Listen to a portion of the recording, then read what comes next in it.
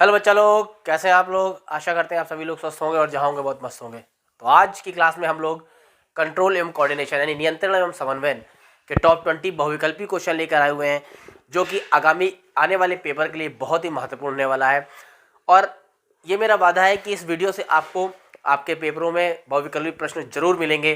तो फटाफट आज की क्लास स्टार्ट करते हैं। जो इस वीडियो को फर्स्ट टाइम देख रहे हैं, वीडियो को लाइक करें, चैनल को सब्सक्राइब करें और ज़्यादा से ज़्यादा लोगों के बीच में इसको शेयर करें और साथ साथ अपने स्टडी ग्रुप में जरूर शेयर करें, जिससे आपके साथ साथ दूसरों का भी फायदा हो सके। तो फटाफट आज का पहला क्वेश्चन, जैसे आप बोर्ड पर देख पा रहे हो, पहला क्वेश्चन लगा हुआ है कि दो न्यूरॉनों के बीच का संगम स्थल क्या कहलाता है। दो न्यूरॉनों के बीच का संगम स्थल क्या कहलाता है। और आपके पास ऑप्शन दिए हुए हैं कोशिका जंक्शन, तंत्रिकी पेशी जंक्शन, त्रिक जोड़ और साथ साथ दिया हुआ है सिनेप्स। ठीक है, तो हमको पता है कि जब दो न्यूरॉन होते हैं तो जब आपस में जुड़े होते हैं तो बेटा सिनेप्स के द्वारा जुड़े हुए होते हैं। जैसे हमने पिछली बार एक फिगर के द्वारा फिगर ड्रॉ किया था न्यूरॉन का, और हमने आपको बताया था कि ये न्यूरॉन है।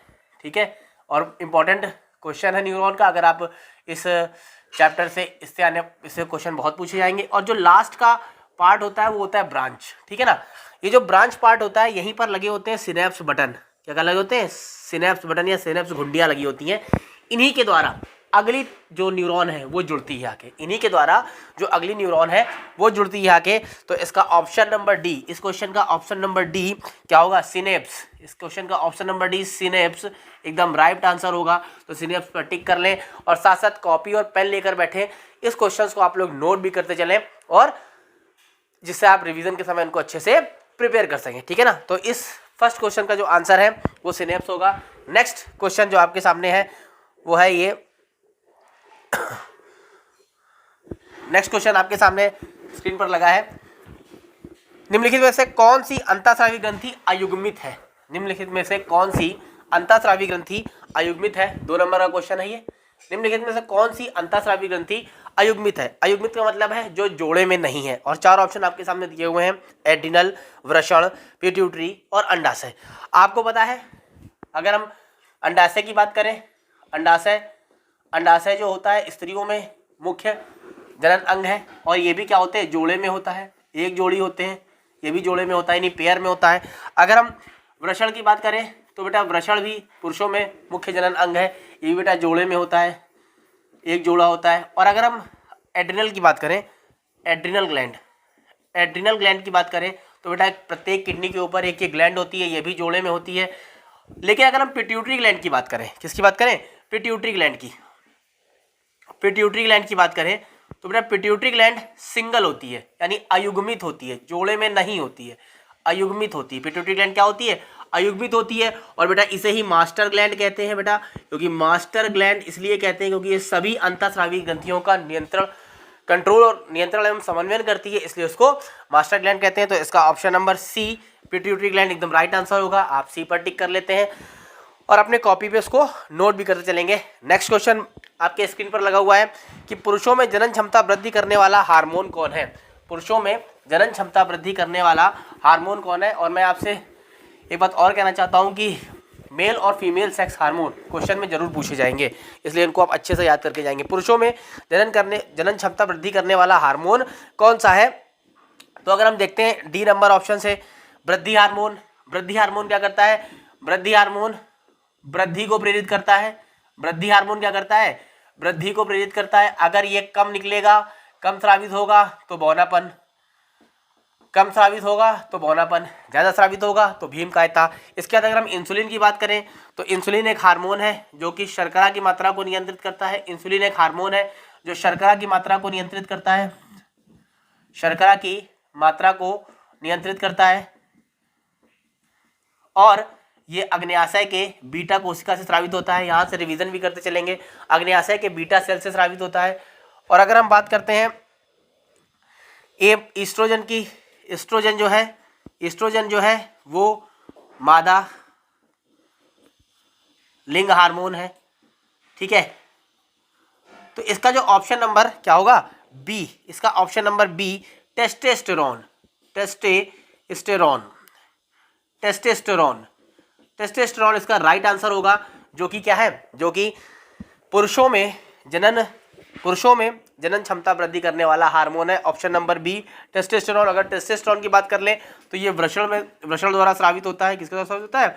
वृषण द्वारा। इसीलिए वृषण और ये वाला अंडाशय से स्रावित होता है एस्ट्रोजन, इसीलिए वृषण और अंडाशय को अंतःस्रावी ग्रंथियों में रखा गया है। तो इसका ऑप्शन नंबर बी टेस्टोस्टेरोन एकदम राइट आंसर होगा। नेक्स्ट क्वेश्चन की बात करते हैं। नेक्स्ट क्वेश्चन, चौथा नंबर क्वेश्चन आपकी स्क्रीन पर आ गया है।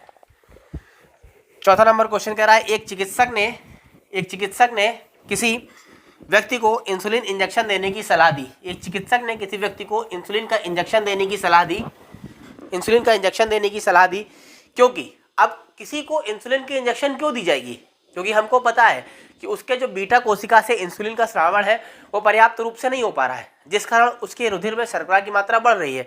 तो अगर इंसुलिन लेने की सलाह दी तो उसका कारण है उसके रुधिर में शर्करा का स्तर अधिक हो जाएगा। 4 ऑप्शन दिए हुए हैं। उसका रुधिर चाप कम हो जाएगा, उसका रुधिर चाप कम था, उसके हृदय स्पंदन की दर कम थी, वह गलकंड नामक रोग से पीड़ित, गलकंड माने ग्वाइटर, और उसके रुधिर में शर्करा स्तर अधिक था। तो इसका जो ऑप्शन नंबर डी है, चौथे नंबर क्वेश्चन का जो ऑप्शन नंबर डी है वो एकदम राइट आंसर होगा। आप लोग टिक कर लेंगे कि उसके रुधिर में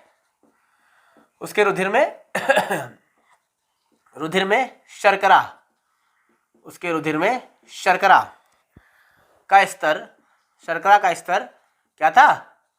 अधिक था। शर्करा का स्तर अधिक था। ये ऑप्शन एकदम राइट होगा और इसी पर आप लोग टिक कर लेंगे। क्यों? इसीलिए चिकित्सक ने उसको क्या कहा? एक इंसुलिन की इंजेक्शन लेने के लिए कहा। नेक्स्ट क्वेश्चन, पांचवा नंबर क्वेश्चन आपके स्क्रीन पर आ गया है। अगर आपको सेशन अच्छा लग रहा है तो प्लीज इस सेशन को अपने स्टडी ग्रुप में शेयर करें, वीडियो को लाइक करते चलें, चैनल को सब्सक्राइब करते चलें और साथ साथ बेल आइकन प्रेस करना ना भूलें, इससे आपको नए नए नोटिफिकेशन मिलते रहे। पांचवा नंबर क्वेश्चन देखिए क्या है, और साथ साथ पॉजिटिव कमेंट जरूर करें। मुझे आपके कमेंट नहीं मिलते हैं, इस बात का बहुत एक दुख है कि आपका कमेंट नहीं आता। आपने पॉजिटिव कमेंट बॉक्स में जरूर छोड़ें।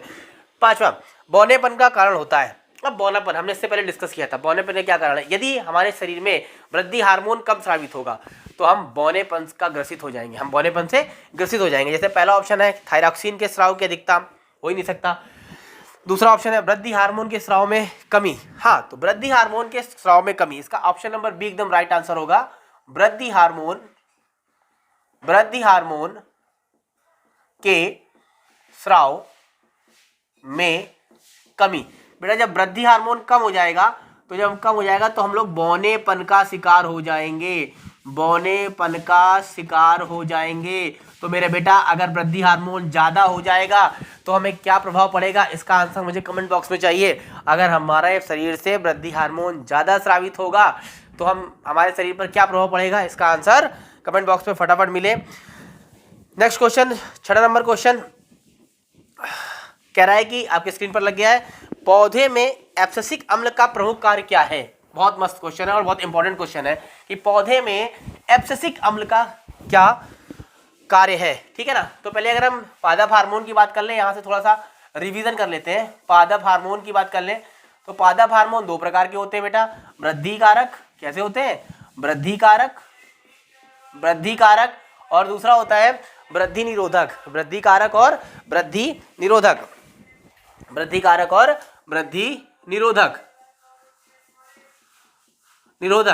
वीडियो को लास्ट तक देखिएगा। वृद्धि कारक में बेटा आ जाते हैं ऑक्सिन, जिब्रेलिन, साइटोकाइनिन। बेटा ये आ गए आपके वृद्धि कारक। वृद्धि निरोधक में एब्सिसिक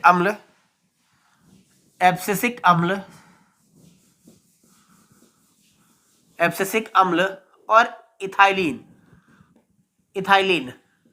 ठीक है, इथाइलिन क्या है? एकमात्र ऐसा हार्मोन है जो गैसीय अवस्था में पाया जाता है। इसे फल पकाने वाला हार्मोन भी कहते हैं। ठीक है, अब पूछ रहा है कि पौधों में एब्सिसिक अम्ल का क्या काम है? कोशिका की लंबाई को बढ़ाना, तो बेटा ये तो वृद्धि कारक का काम होता है।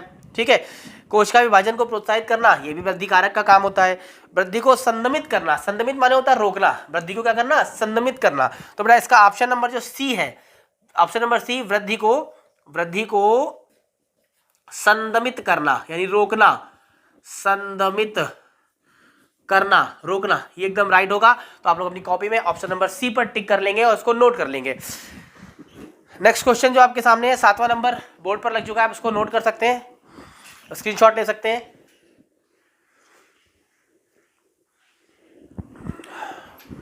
ठीक है, नेक्स्ट क्वेश्चन देखिए, जो 7वां नंबर क्वेश्चन है, कह रहा है इंसुलिन, टॉप 20 क्वेश्चन है, 20 क्वेश्चन है, तो वीडियो को लास्ट तक जरूर देखें और अंत तक बने रहे वीडियो में। ठीक है, कह रहा है कि इंसुलिन के बारे में गलत कथन चुनिए। ठीक, पहला, यह अग्नाशय से उत्पन्न होता है, एकदम सही है। दूसरा, यह शरीर की वृद्धि और उसके परिवर्धन का नियमन करता है, अभी चेक करते हैं। तीसरा, यह रुधिर में शर्करा के स्तर का नियमन करता है, बिल्कुल सही है। इंसुलिन के अपर्याप्त स्रावण से डायबिटीज नामक रोग होता है, बिल्कुल सही है। तो बेटा इसका ऑप्शन नंबर जो बी होगा, बी, यह शरीर की वृद्धि और उसके परिवर्धन का नियम करता है। वृद्धि और परिवर्धन यानी विकास, परिवर्धन, वृद्धि एवं परिवर्धन का नियमन करता है, का नियमन करता है। नहीं बेटा, इसका वृद्धि और परिवर्धन से कोई लेना देना नहीं है, इसका ऑप्शन नंबर बी एकदम राइट आंसर होगा। यही इंसुलिन के बारे में गलत है, बाकी सारी चीज सही है। वृद्धि और परिवर्धन का जो लेना देना है वो वृद्धि कारक हार्मोन से है। वृद्धि और परिवर्धन का जो लेना देना है वो बेटा वृद्धि कारक हार्मोन से है, और वृद्धि कारक हार्मोन अगर कम स्रावित होगा तो बौनापन, और अगर अधिक स्रावित होगा, इसका कमेंट हमें कमेंट बॉक्स में चाहिए। चलिए नेक्स्ट क्वेश्चन आपके सामने लगा हुआ है।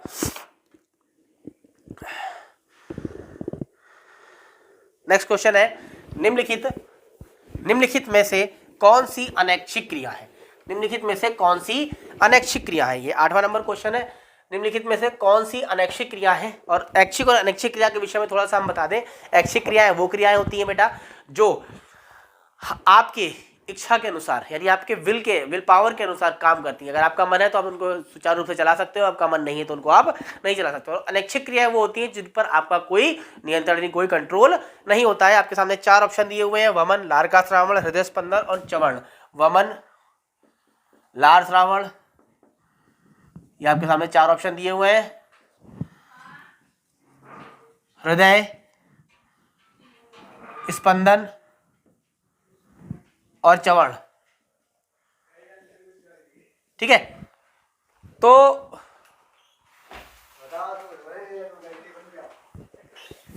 ये जो वमन है, वमन की बात करें तो वमन माने होता है उल्टी। इस पर हमारा कोई कंट्रोल नहीं है, इस पे हमारा कोई कंट्रोल नहीं है। तो बेटा ये क्या है?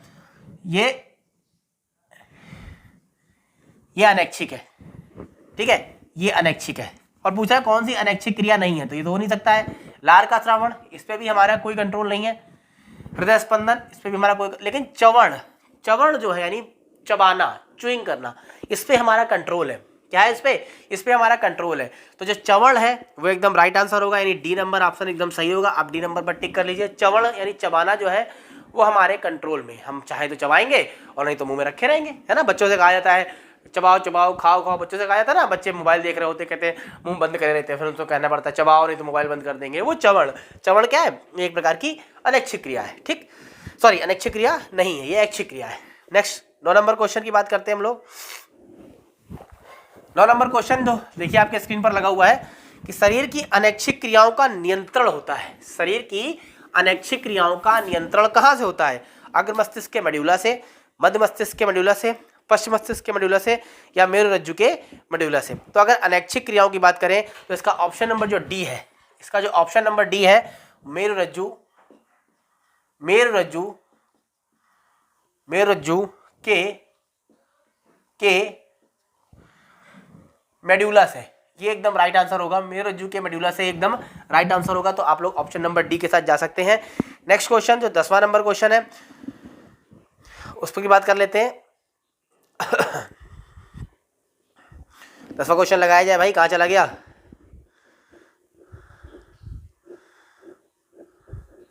हाँ, 10वां क्वेश्चन देखिए लगा, पौधे पर से परिपक्व पत्तियों और फलों का झड़ना, पौधे पर से परिपक्व पत्तियों और फलों का झड़ना किस पदार्थ के कारण होता है?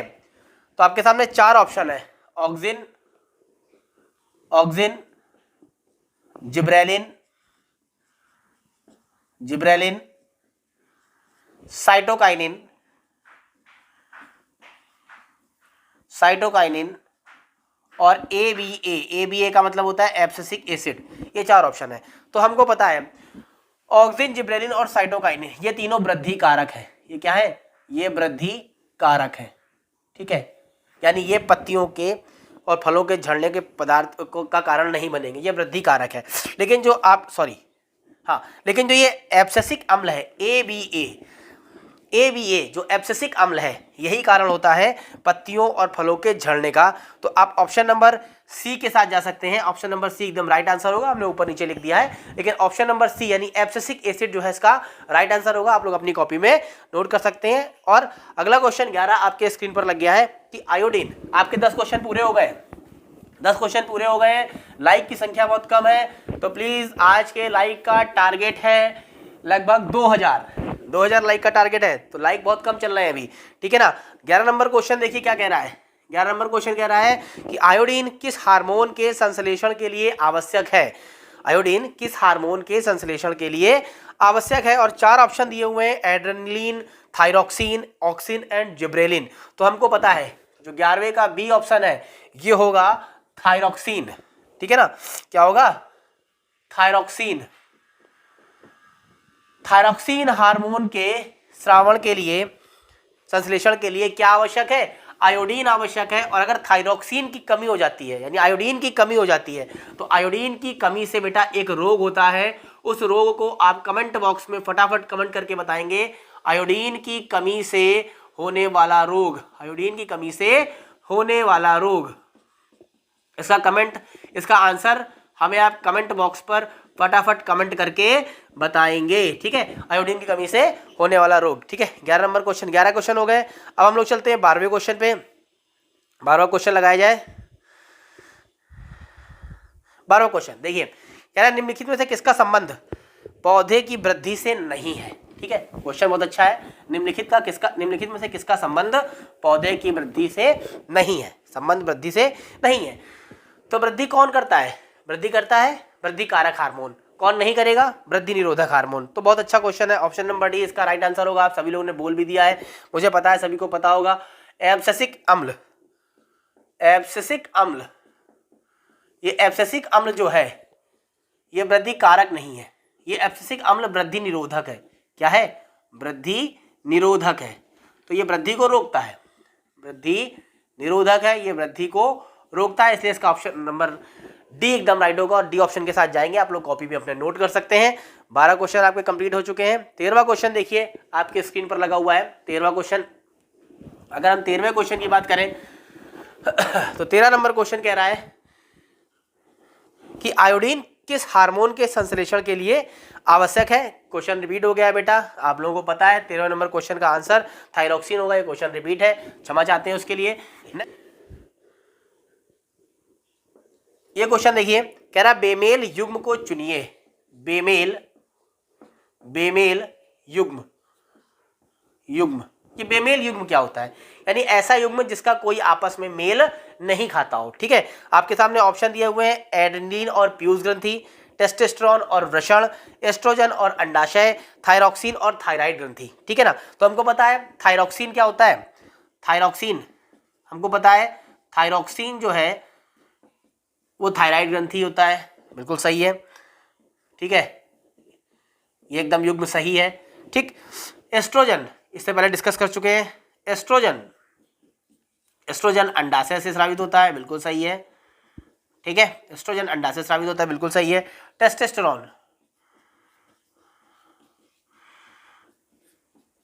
टेस्टोस्टेरोन वृषण से स्रावित होता है, यह भी एकदम सही है। लेकिन जो एड्रेनलिन हार्मोन है बेटा, इसका कोई भी लेना देना नहीं होता है पीयूष ग्रंथि से, इसका कोई भी लेना देना नहीं होता है पीयूष ग्रंथि से।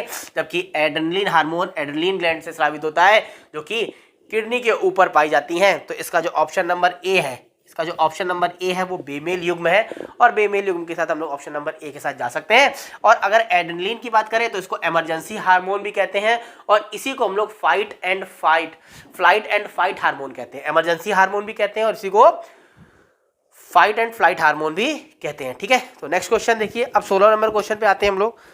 16 नंबर क्वेश्चन पे आते हैं। 16 नंबर क्वेश्चन क्या कह रहा है? 16 नंबर क्वेश्चन कह रहा है द्वार कोशिकाओं की आकृति किसके परिवर्तन के कारण बदल जाती है। हमको पता है द्वार कोशिकाएं कहाँ होती हैं, द्वार कोशिकाएं बेटा कहाँ होती हैं, द्वार कोशिकाएं होती हैं स्टोमेटा में। द्वार कोशिकाएं कहाँ पाई जाती हैं, ये पाई जाती हैं स्टोमेटा में, यानी रंध्र में। किसमें, रंध्र में। और ये कहाँ होते हैं, रंध्र कहाँ होते हैं, पत्तियों की निचली सतह पर, पत्तियों की निचली सतह पर, निचली सतह पर। तो पत्तियों की निचली सतह पर पाए जाने वाले छोटे छोटे छिद्रों को स्टोमेटा कहते हैं। और स्टोमेटा द्वारा जल वाष्प के रूप में बाहर निकलता है, उस क्रिया को क्या कहते हैं आप कमेंट करके बताओगे। स्टोमेटा द्वारा जो है जल वाष्प के रूप में बाहर निकलता है, उस क्रिया को क्या कहते हैं आप फटाफट कमेंट करके बताएंगे। अब ये जो द्वार कोशिकाओं की आकृति है किसके कारण बदल जाती है, क्यों ये द्वार ओपन हो जाते हैं, क्यों ये क्लोज हो जाते हैं, तो इसका जो कारण है ऑप्शन नंबर सी के साथ आप लोग जाएंगे, कोशिकाओं में जल की मात्रा। इसके साथ आप जाएंगे ऑप्शन नंबर सी के साथ, कोशिकाओं में जल की मात्रा, जल की मात्रा, कोशिकाओं में जल की मात्रा के साथ आप जाएंगे, इसका राइट आंसर होगा। क्यों, अगर कोशिकाओं में जल की मात्रा अधिक हो जाएगी तो द्वार कोशिकाएं फूल जाएंगी और स्टोमेटा खुल जाएंगे, और कोशिकाओं में जल की मात्रा कम हो जाएगी तो द्वार कोशिकाएं पिचक जाएंगे और स्टोमेटा बंद हो जाएंगे। ठीक है, नेक्स्ट 17 नंबर क्वेश्चन देखिए, कह रहा मटर के पौधों में प्रतान की वृद्धि किसके द्वारा, किसके कारण होती है। ठीक है, मटर के पौधों में प्रतान की वृद्धि किसके कारण होती है, तो इसका ऑप्शन नंबर सी एकदम राइट आंसर होगा। ऑप्शन नंबर सी कह रहा है प्रतान की उन कोशिकाओं में तीव्र विभाजन कारण, प्रतान की उन कोशिकाओं में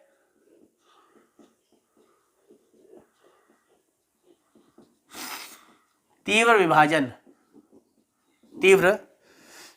के कारण, जिनके कारण जो अवलंब से दूर होती हैं, अवलंब से दूर होती है। तो बेटा इसका ऑप्शन नंबर सी एकदम राइट आंसर होगा। आप लोग कॉपी में नोट कर सकते हैं। इस तरीके से आपके 17 क्वेश्चन हो गए हैं। अब आपके पास मात्र 3 क्वेश्चन बचे हुए हैं, तो वीडियो को लाइक करते चलिए, चैनल को सब्सक्राइब करते चलिए, साथ साथ इसको अपने स्टडी ग्रुप में जरूर शेयर करें, इससे आपके साथ साथ दूसरों का भी भला हो सके। चलिए अब हम 18वें क्वेश्चन की बात करते हैं। 18 क्वेश्चन आपके सामने लगा हुआ है कि पराग नलिका की अंडाणु की तरफ वृद्धि किसके कारण होती है। ठीक है, पराग नलिका की अंडाणुओं की तरफ वृद्धि किसके कारण होती है। आपको पता है कि इस तरीके से क्या होते हैं, इस तरीके से यहां पर ऐसे अंडाणु होता है, और यहां पर पराग नलिका जब अंकुरित होती है तो इस तरीके से इसके अंदर प्रवेश करती है। ठीक है, इसके बारे में हमने आप लोगों को ऑफलाइन कोचिंग में बताया भी था और साथ साथ ऑनलाइन में बताया था। ठीक है, आप वीडियो जाकर देख सकते हैं। अब ये पूछ रहा है ये जो गति होती है, ये गति किस कारण होती है, ये गति किस कारण होती है। तो बेटा ये गति जलानुवर्तन, रसोनुवर्तन, गुरुत्वानुवर्तन और प्रकाशानुवर्तन। तो बेटा जो इसका आंसर है ये होती है रसोनुवर्तन। ठीक है ना, सॉरी जलानुवर्तन। इसका जो ऑप्शन नंबर ए है, इसका ऑप्शन नंबर ए जलानुवर्तन के कारण होती है। जलानुवर्तन एक गति होती है, इसको आप लोग याद कर सकते हैं। जलानुवर्तन गति के कारण इसकी क्या होती है, वृद्धि जो है वो बीजांड की तरफ होती है या अंडाणु की तरफ होती है। ठीक है, नेक्स्ट क्वेश्चन अब 19वां नंबर क्वेश्चन है। 19वां नंबर क्वेश्चन जैसे आपके लिखा है कि सूर्य के मार्ग के अनुसार सूरज की गति किसके कारण होती है। ये क्वेश्चन थोड़ा गलत लिखा हुआ है, इसमें आप इसको सही कर सकते हो, लिख सकते हो सूर्य के मार्ग के अनुसार सूरजमुखी, यहाँ पर जहाँ सूरज लिखा है ना वहां पर सूरजमुखी कर लीजिएगा। सूरजमुखी की गति, सूरजमुखी क्या एक पुष्प है, की गति, इसको आप सही कर सकते हैं। की गति किसके कारण होती है, किसके कारण होती है। ठीक है बेटा, तो आप ये क्वेश्चन सही कर सकते हैं, अपनी कॉपी में नोट कर सकते हैं कि सूर्य के मार्ग के अनुसार सूरजमुखी के पुष्प की गति किसके कारण होती है। 19वां क्वेश्चन है। ठीक है, तो आपको पता है कि प्रकाशानुवर्तन है, गुरुत्वानुवर्तन है, रसोनुवर्तन है और जलानुवर्तन है। तो हमको पता है सूरजमुखी जो होता है ना वो सूर्य की तरफ मूव करता है, यानी कैसा हो जाएगा, इसका option number A right answer होगा, प्रकाशानुवर्तन गति। ठीक है, प्रकाशानुवर्तन गति, प्रकाशानुवर्तन गति। ठीक है, इसको बोलते हैं फोटोट्रॉपिज्म। सही हो सकता है। और ये रहा आज के सेशन का आखिरी क्वेश्चन, 20वां नंबर क्वेश्चन। इस सेशन का आखिरी क्वेश्चन है, 20वां नंबर क्वेश्चन है। आप लोग सेशन को लाइक करते चलिए, चैनल को सब्सक्राइब करते चलिए और शेयर करते चलिए। 20वां नंबर क्वेश्चन इस सेशन का आखिरी क्वेश्चन है कि पौधों पर से परिपक्व पत्तियों और फलों के झड़ना किस पदार्थ के कारण होता है। क्वेश्चन देखिए, पौधों पर से परिपक्व पत्तियों और फलों का झड़ना किस पदार्थ के कारण होता है। तो हमको पता है कि अगर पत्तियों में विलगन और फलों में विलगन कौन प्रेरित करेगा, हमेशा वृद्धि निरोधक हार्मोन प्रेरित करेगा। यानी इसका जो ऑप्शन है वो एब्सिसिक अम्ल एकदम राइट आंसर होगा। इसका जो ऑप्शन है वो एब्सिसिक अम्ल इसका राइट आंसर होगा। तो आप एब्सिसिक अम्ल के साथ जा सकते हैं, उस पर टिक कर सकते हैं। तो इस तरीके से आज का ये सेशन समाप्त हुआ। आपको सेशन कैसा लगा आप कमेंट बॉक्स पे कमेंट करके लिख सकते हैं। साथ साथ कोई बच्चा जिसके 20 में 20 सारे सही थे वो अपना नाम कमेंट करके बता सकता है, मैं उसका नाम अगले वीडियो में लूंगा। या जिसके 20 में 19 या 18 सही थे वो अपना नाम कमेंट बॉक्स में छोड़ सकता है, मैं अगले वीडियो में उसका नाम जरूर लूंगा। इस तरीके से आपको इंपॉर्टेंट क्वेश्चन मिलते रहेंगे, पेपरों तक रिवीजन होता रहेगा। तो चैनल को सब्सक्राइब कर लें और वीडियो को लाइक कर लें, साथ साथ बेल आइकन प्रेस करना ना भूलें। धन्यवाद।